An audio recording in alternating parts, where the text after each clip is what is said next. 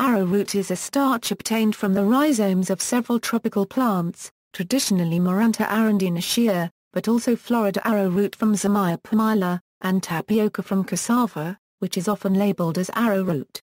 Japanese arrowroot, Pueraria lobata, also called kudzu, is used in similar ways. History. Archaeological studies in the Americas show evidence of arrowroot cultivation as early as 7,000 years ago. The name may come from Arrowroot in the language of the Caribbean Arawak people, for whom the plant was a staple. It has also been suggested that the name comes from arrowroot's use in treating poison arrow wounds, as it draws out the poison when applied to the site of the injury. In the early days of carbonless copy paper, arrowroot, because of its fine grain size, was a widely used ingredient. After an economical way of centrifugally separating wheat flour was devised, arrowroot lost its role in paper making.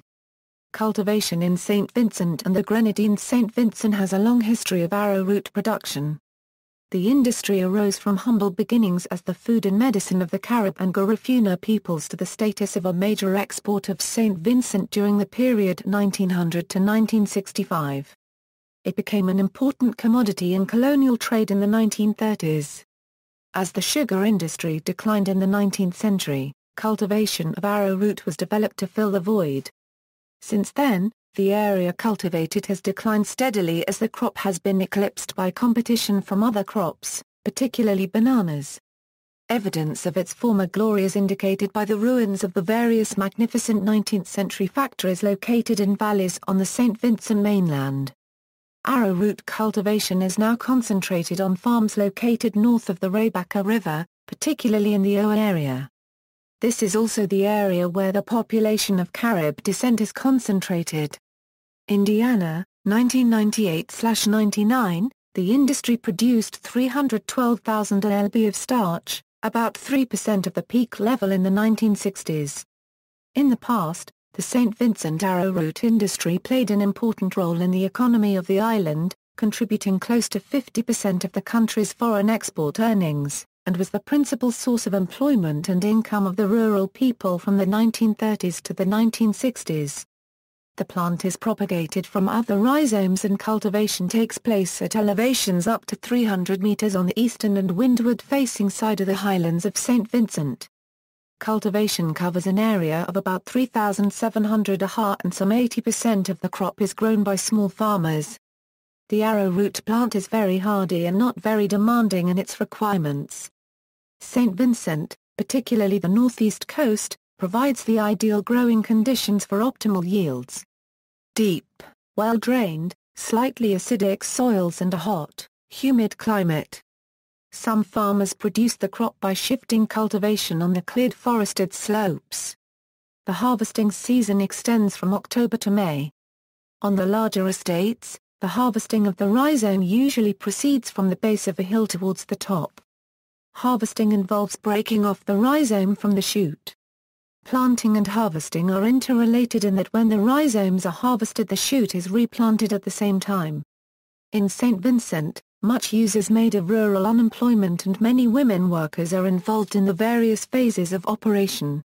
Mechanical harvesters have recently been introduced, allowing faster arrowroot harvesting. 6 factories process the island's arrowroot and large processing plants are located at Bellevue and at Oa.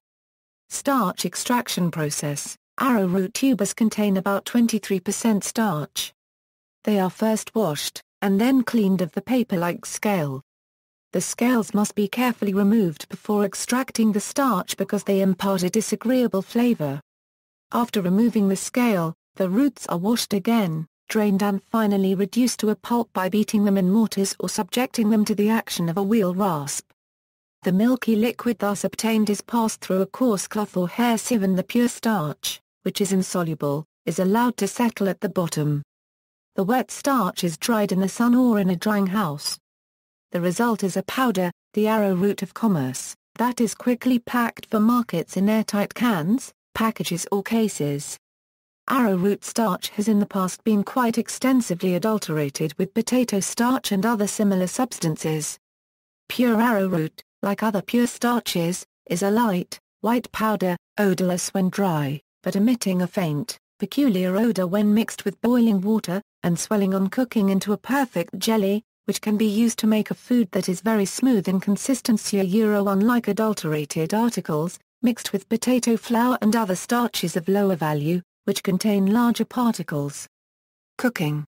Arrowroot used to be very popular in the Victorian era, and Napoleon supposedly said the reason for the British love of arrowroot was to support the commerce of their colonies. It can be consumed in the form of biscuits, puddings, jellies, cakes, hot sauces, and also with beef tea, milk or veal broth. Kudzu arrowroot is used in noodles in Korean and Vietnamese cuisine. In the Victorian era it was used, boiled with a little flavoring added, as an easily digestible food for children and people with dietary restrictions. With today's greater understanding of its limited nutritional properties, it is no longer used in this way. In Burma, arrowroot tubers, which are called artalut, are boiled or steamed and eaten with salt and oil. Arrowroot makes clear, shimmering fruit gels and prevents ice crystals from forming in homemade ice cream. It can also be used as a thickener for acidic foods, such as Asian sweet and sour sauce. It is used in cooking to produce a clear, thickened sauce, such as a fruit sauce. It will not make the sauce go cloudy, like cornstarch, flour or other starchy thickening agents would. The lack of gluten in arrowroot flour makes it useful as a replacement for wheat flour in some baking uses.